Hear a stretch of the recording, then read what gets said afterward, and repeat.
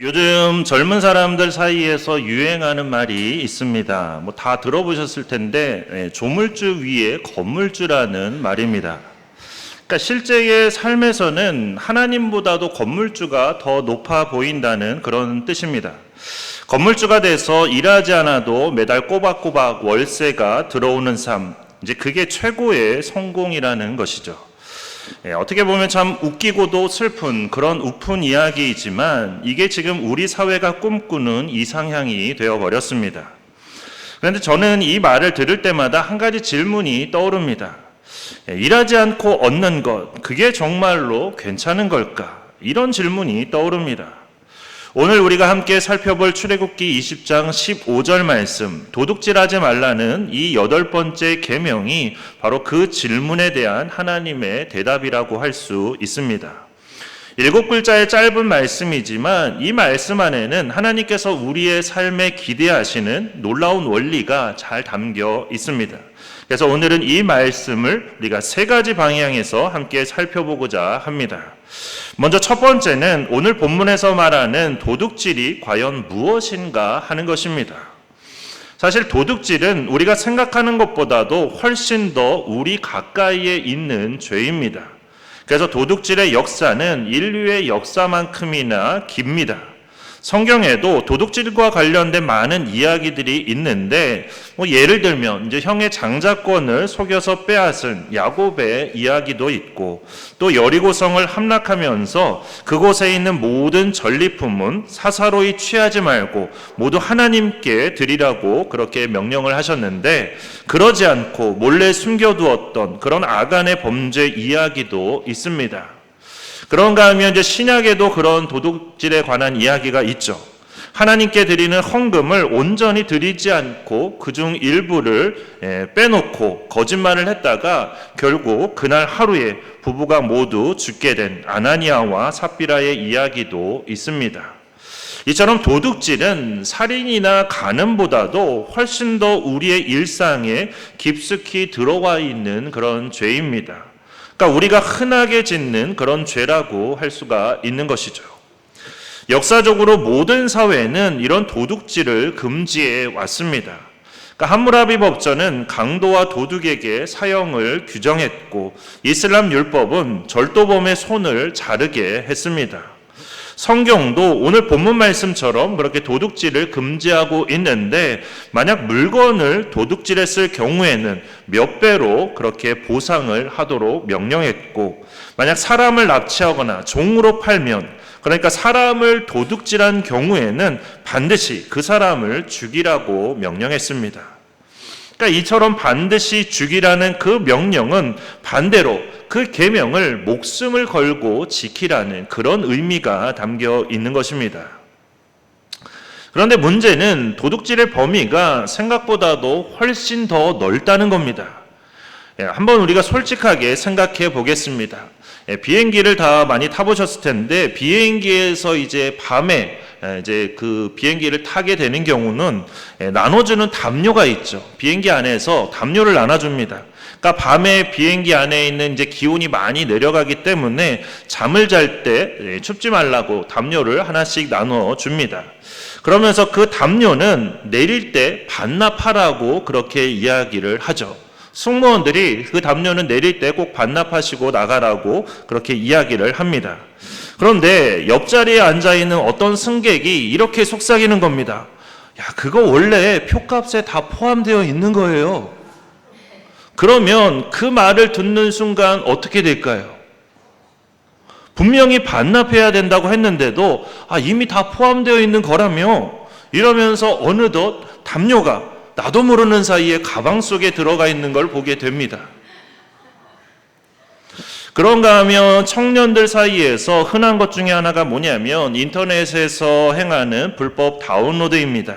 그러니까 영화나 음악, 소프트웨어를 정식으로 구매하지 않고 이상한 경로로 받는 것. 요즘 젊은 세대에서는 이제 또 그걸 능력이라고 부르기도 합니다. 하지만 그건 결코 능력이 아니라는 걸 우리가 기억해야 됩니다. 오히려 저작권을 침해하는 엄연한 도둑질입니다. 대학 캠퍼스에서 비일비재하게 일어나는 컨닝도 마찬가지입니다. 남이 쌓은 지식을 자기 것인 것처럼 그렇게 빼내오는 행위 역시 오늘 말씀이 금지하고 있는 도둑질의 한 부류입니다. 그런가 하면 이제 사업하시는 분들이 쉽게 넘어지는 것들도 있습니다. 세금 포탈, 임금 체불, 부정직한 거래 등이 그렇습니다. 반면에 직장인들은 나는 괜찮다 이렇게 생각하실지 모르겠지만 과연 그럴까 하는 거죠. 그러니까 2시간이면 끝날 일을 10시간으로 늘려서 보고하거나 근무 시간에 딴 일을 하거나 야근 수당을 허위로 청구하는 것, 그 모든 것도 결국에는 같은 범주 안에 있는 것입니다. 이 외에도 부당한 어떤 부동산 투기, 고리대금업, 빌리고 갚지 않는 것, 그리고 다른 사람의 작품을 표절하는 것과 또 뇌물을 주고받는 것, 결국 그 모든 것들이 다 도둑질에 포함이 되는 것입니다. 그래서 하나님 앞에서 정직하게 우리 자신을 돌아보게 되면 우리 중에 도둑질하지 말라는 이 계명에서 완전히 자유로운 사람은 없을 것입니다. 그러니까 나는 평생에 도둑질 한 번도 안 해봤다. 그런 사람은 아무도 없다는 거죠. 이처럼 도둑질의 종류를 말하자면 한도 끝도 없습니다. 그렇기 때문에 뭐가 도둑질이고 뭐가 아니냐를 따지는 건 사실 큰 의미가 없습니다. 하지만 그래도 오늘 본문 말씀에서 도둑질하지 말라고 말씀했기 때문에 우리가 도둑질이 뭔지는 알아야 하는데, 그러니까 이건 이제 쉽게 말하면 그런 겁니다. 내 것이 아닌 것을 내 것으로 만드는 것. 이게 바로 도둑질의 본질이라고 할 수 있습니다. 그렇다면 하나님께서는 왜 그렇게 도둑질을 싫어하시는 걸까요? 무슨 이유로 도둑질을 그렇게 강하게 금지하시는 걸까요? 그냥 단순히 남에게 피해를 주기 때문일까요? 물론 그것도 있습니다. 하지만 여기에는 더 근본적인 이유가 있습니다. 창세기 2장 15절 말씀을 우리 화면을 보면서 같이 읽도록 하겠습니다. 여호와 하나님이 그 사람을 이끌어 에덴 동산에 두어 그것을 경작하며 지키게 하시고. 아멘. 이 말씀에 보면 하나님께서 아담에게 에덴 동산을 경작하며 지키게 하셨다, 이렇게 말씀하고 있습니다. 그러니까 다시 말해서 아담에게 일을 하게 하셨다는 그런 말씀입니다. 그러니까 아담은 만들어졌을 때부터 이미 일을 하고 있었다라는 것이죠. 그러니까 우리는 마치 에덴 동산을 그냥 아무것도 안 하고 놀고 먹기만 하는 그런 곳으로 우리가 생각을 하는데, 사실 에덴 동산은 그런 놀이터가 아닙니다. 오히려 방금 읽은 말씀처럼 하나님께서는 처음 사람을 만드셨을 때부터 아담에게 일을 맡기셨습니다. 그러니까 아담에게 있어서 에덴 동산은 한편으로는 일터이기도 했던 것입니다. 이처럼 일이라는 것은 죄로 인한 그런 타락의 결과가 아니라 오히려 창조의 목적이었습니다. 그러니까 다만 달라진 것은 뭐냐면, 죄를 짓기 이전에는 기쁨으로 일을 했다면 이제 죄로 타락한 이후에는 힘들고 괴롭게 일해야만 먹고 살 수 있게 되었다는 그런 차이점이 있을 뿐, 일 자체는 이미 선악과를 먹기 전부터 하던 일이었습니다. 그런데 도둑질은 바로 이 창조 세계의 질서를 정면으로 깨트리는 그런 행위입니다. 창조 세계의 질서는 일한 사람이 일한 만큼 얻는 것, 그게 바로 창조 세계의 질서입니다. 그런데 그렇지 못하고 오히려 남이 애써 일한 그런 결실을 아무런 노력 없이 가로채는 것, 그건 하나님께서 의도하신 세상의 원리를 무너뜨리는 그런 잘못된 죄임을 말씀하고 있는 것입니다. 그렇기 때문에 도둑질이 이런 창조의 질서를 깨트리기 때문에 문제가 되는 것입니다. 요즘 영화 중에는 이제 도둑질을 미화하는 그런 영화들이 좀 많이 있습니다. 화려한 작전으로 금고를 터는 주인공, 거대 권력 앞에서 뭔가를 빼앗아오는 의적 스타일의 영웅들, 그냥 보기에는 상당히 멋있어 보이죠. 그런데 우리가 정확히 기억해야 될 것은 그 어떤 것으로 포장한다 할지라도 도둑질은 옳지 못하다는 사실입니다. 그러니까 아무리 의적이라고 하더라도 그것도 마찬가지로 도둑질은 도둑질이라는 거죠. 그러니까 세상이 왜 이렇게 변했냐면 모두가 그냥 다 욕심을 품고 서로가 서로의 것을 도적질하기 때문에 세상이 이렇게 된 것이지, 하나님의 창조의 질서에 따라서 살아간다면 우리는 더 이상 뭐 의적이나 그런 것들이 있을 필요가 없는 것이죠. 그러나 우리의 사회가 그만큼 망가져 있다는 것을 그렇게 보여주는 것들입니다. 그래서 우리가 정확히 기억할 것은, 어쨌든 그 어떤 것으로 포장한다 할지라도 도둑질은 옳지 못하다는 사실입니다. 그렇게 옳지 못한 방법으로 남의 것을 취한 모든 일들은 결국 하나님의 심판대 앞에서 낱낱이 드러나게 될 뿐입니다. 그런데 이러한 도둑질의 대상이 사실은 사람의 것에만 그치는 게 아닙니다. 성경에 보면 하나님의 것을 도둑질하는 것에 관해서도 말씀이 기록되어 있습니다. 그래서 하나님께서 이렇게 말씀하셨습니다. 우리 말라기 3장 8절 말씀을 우리 화면을 보며 함께 읽겠습니다. 사람이 어찌 하나님의 것을 도둑질하겠느냐? 그러나 너희는 나의 것을 도둑질하고도 말하기를 우리가 어떻게 주의 것을 도둑질하였나이까 하는도다. 이는 곧 11조와 봉헌물이라. 아멘. 여기에 보면 하나님께서 직접 도둑질이라는 그런 표현을 쓰셨습니다. 하나님의 것으로 구별된 것을 내가 마음대로 사용할 때 그것은 곧 하나님의 것을 도둑질하는, 하나님의 것을 훔치는 그런 행위가 된다는 말씀입니다. 그리고 이거는 물질만이 아닙니다. 시간도 마찬가지입니다. 우리가 주일을 가볍게 여기며 하나님을 예배해야 할 때에 예배하지 않는 것, 그것도 마찬가지로 주님의 날을, 주님의 시간을 우리가 도둑질하는 것과 마찬가지입니다. 그런가 하면 하나님께 돌려야 할 영광도 그렇습니다. 다니엘서 5장을 보면 이제 느부갓네살 왕이 거대한 바벨론 제국을 바라보면서 이것은 내가 내 손으로 내 영광을 위해서 세운 것이다, 이렇게 교만하게 외치면서 그 모든 것을, 그 모든 영광을 자신에게 돌리려고 했습니다. 그러자 하나님께서는 그의 왕위를 빼앗으셨습니다. 그래서 느부갓네살 왕은 그 이후로 정신이 막 온전치 못해가지고 7년 동안 들에서 짐승처럼 풀을 뜯어먹는 그런 벌을 받았습니다. 그러니까 하나님께서 7년 동안 그렇게 생활하게 될 것이라고 말씀하셨는데, 정말로 7년 동안 그렇게 짐승처럼 생활하다가 그 7년이 지난 후에 정신이 다시 돌아와서 왕으로 서게 됐습니다. 그리고 이건 신약 성경인 사도행전에 나오는 헤롯 왕도 마찬가지입니다. 사람들이 헤롯의 말에 대해서, 그러니까 헤롯이 많은 사람들 앞에서 막 연설을 했을 때 그 연설을 들은 사람들이 이건 신의 소리다 이렇게 외쳤을 때 헤롯이 그 영광을 하나님께 돌리지 않고 자기 자신이 취했다가 결국 벌레에 먹혀서 죽고 말았습니다. 이처럼 하나님의 영광을 가로채는 것, 그것도 마찬가지로 도둑질이라고 말씀하고 있는 것입니다. 이렇게 우리는 지금까지 도둑질하면 안 된다는 것을 우리가 함께 살펴봤습니다. 그러니까 여기까지는 우리가 다 이해가 되죠. 그렇지, 뭐 훔치는 건 나쁜 일이지, 누구나 다 인정을 합니다. 그런데 하나님께서는 우리가 여기에서 멈추는 것을 원치 않으십니다. 더 나아가기를 원하신다는 것이죠. 도둑질하지 말라는 이 8번째 계명은 단순히 하지 말라는 그런 금지 명령만이 아니라 훨씬 더 깊고 넓게 확장되는 말씀입니다. 그럼 여기서 핵심 질문을 하나 드리도록 하겠습니다. 내 것이라고 생각하는 것들의 진짜 주인은 과연 누구일까요? 성경은 그것에 대해서 분명히 말합니다. 우리 시편 24편 1절 말씀을 우리 화면을 보면서 같이 한번 읽겠습니다.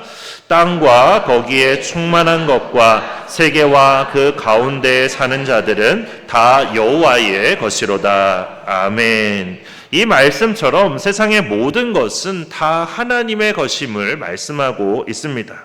그러니까 우리가 내 것이라고 부르는 내가 사는 집도, 통장의 잔고도, 심지어 내가 가지고 있는 재능과 나의 시간까지도 사실은 모두 다 하나님께서 우리에게 잠시 맡겨둔 것임을 말씀하고 있습니다. 그렇다면 우리의 정체성은 과연 무엇일까요? 성경은 우리의 정체성에 대해서 말할 때 우리는 주인이 아니라고 말합니다. 주인은 오직 주님 한 분뿐이시고 우리는 청지기라고 그렇게 말합니다. 그러니까 청지기는 주인의 것을 관리하는 사람, 그게 바로 청지기입니다. 그러니까 마치 자기인 것인 양 마음대로 쓰는 사람이 아니라 주인의 뜻을 기억하면서 주인이 기뻐하시는 방향으로 그 모든 것을 사용하는 사람, 그게 바로 청지기입니다. 예수님께서 달란트 비유를 통해서 분명히 말씀하셨듯이 언젠가 우리는 우리 각자에게 맡겨진 것들을 우리가 어떻게 사용해 왔는가, 그것에 대해서 주인이신 주님 앞에서 그 모든 것들을 정산하게 될 그 날이 반드시 오게 될 것입니다. 그렇다면 우리가 청지기로서 주인이신 주님의 것을 어떻게 구체적으로 바르게 사용해야 하는 걸까? 누가복음 16장에 나오는 부자와 나사로의 비유를 보면 우리가 그 해답을 얻을 수 있습니다. 이 말씀에 보면 거지 나사로는 죽어서 천국에 가고 부자는 죽어서 지옥에 갔습니다. 그렇다면 부자는 왜 지옥에 간 걸까요? 이 말씀은 거지는 무조건 다 천국에 간다, 부자는 무조건 다 지옥에 간다, 그런 말씀이 아닙니다. 이 말씀의 핵심을 우리가 들여다보면 부자의 삶을 우리가 먼저 한번 들여다봐야 되는데, 부자의 삶을 들여다보면 우리가 흔히 생각하는 어떤 악한 사람의 모습이 아닙니다. 그 부자는 어떤 살인을 하지도 않았고 간음을 하지도 않았습니다. 그러니까 우리가 생각하는 감옥에 갈 만한 그런 심각한 죄를 저지른 게 아닙니다. 그런데도 부자는 지옥에 떨어졌습니다. 뭐 때문에 지옥에 떨어진 걸까요? 예수님께서는 그 부자가 눈앞에 누워있는 그 거지 나사로를 돌보지 않고 그 거지를 무시한 죄였다고 그렇게 말합니다. 그래서 거지인 나사로는 오늘 성경에 보면 이름도 그렇게 나사로라는 이름이 나와 있지만 오히려 부자는 아예 이름도 언급되어 있지가 않죠. 그냥 부자라고만 불릴 뿐 이름도 나와 있지 않습니다. 그만큼 이 부자는 이름을 언급할 필요도 없는 그런 사람이라는 의미가 담겨 있는 것입니다. 이처럼 도와야 할 사람을 못 본 척하고 나누어야 할 것을 나누지 않는 것, 그게 바로 심판의 이유였습니다. 그리고 이런 심판의 말씀을 하고 있다는 것은 우리로 하여금 그 반대의 삶을 살아야 하기 때문에 우리에게 그 반대의 삶을 살라고 말씀하고 있는 것입니다. 이게 바로 우리가 8번째 계명을 살펴보면서 우리의 삶 속에서 적극적으로 실천해야 할 그런 부분이기도 합니다. 그러니까 다시 말해서 이 도둑질하지 말라는 계명은 단순히 그냥 남의 것에 손대지 말라, 거기서 끝나지가 않는다는 거죠. 한 걸음 더 나아가서 내게 맡겨진 것을 책임감 있게 사용하고, 그리고 무엇보다도 나누어야 할 어려운 이웃들에게 우리가 가진 것들을 잘 나누라는 그런 명령까지 포함되어 있는 말씀입니다. 그래서 하나님께서는 반복해서 말씀하십니다. 가난한 자들에게 손을 펴라고 그렇게 우리에게 반복해서 말씀하십니다. 우리에게 맡겨주신 것들은 나 혼자 쌓아두고 숫자가 늘어나는 것을 바라보면서 즐거워하라고 그렇게 주신 것이 아니라는 거죠.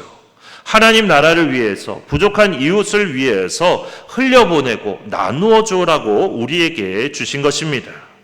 물론 이렇게 아낌없이 베풀고 나누는 것, 그게 결코 쉬운 일은 아닙니다. 재산에 대한 욕심을 내려놓는 것은 솔직히 너무나 어려운 일입니다. 하지만 어렵지만 우리가 반드시 해야 될 일이기도 합니다. 우리가 자녀들에게 뭔가를 남겨둬야 하지 않겠냐, 이런 생각을 하게 되는데, 사실 이런 생각은 사람이면 누구나 가질 수 있는 보통의 생각이고 마음입니다. 하지만 우리는 기억해야 합니다. 불필요하게 쌓인 재산, 거기다가 좋지 못한 방법으로 쌓은 그 모든 재산은 결국 내 삶뿐만 아니라 자녀의 삶도 망가뜨린다는 사실입니다. 그냥 이 땅에서는 떵떵거리며 살 수 있겠지만, 그러나 천국에 가지 못하면 그 재산은 아무런 쓸모가 없는 것이죠. 그러나 반대로 우리가 하나님께 내어드릴수록 그것도 그냥 더 기쁜 마음으로 더 많이 내어드릴수록 하나님께서는 반드시 더 크게 갚아주신다고 말씀합니다. 그리고 그 갚으심은 이 땅에서의 짧은 시간만이 아니라 하나님과 함께하는 영원의 시간까지 영향을 미치는 아주 놀라운 보상임을 우리에게 말씀하고 있습니다. 그래서 히브리서 13장 5절 말씀은 우리에게 이렇게 말씀합니다. 우리 화면을 보면서 같이 한번 읽겠습니다. 돈을 사랑하지 말고 있는 바를 족한 줄로 알라.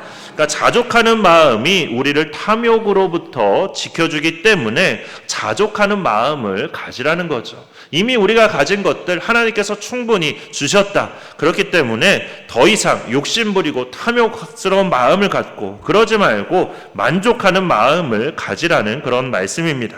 그리고 빌립보서 4장 19절 말씀은 우리에게 또 이렇게 약속을 합니다. 우리 화면을 보며 함께 같이 읽겠습니다.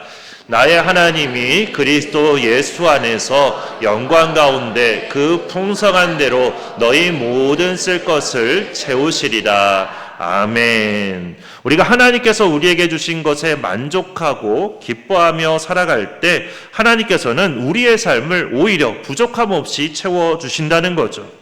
그래서 우리가 하나님을 의지하며 하나님께 기도하기만 하면 하나님께서 우리의 삶에 필요한 모든 것을 다 채워주신다는 말씀입니다.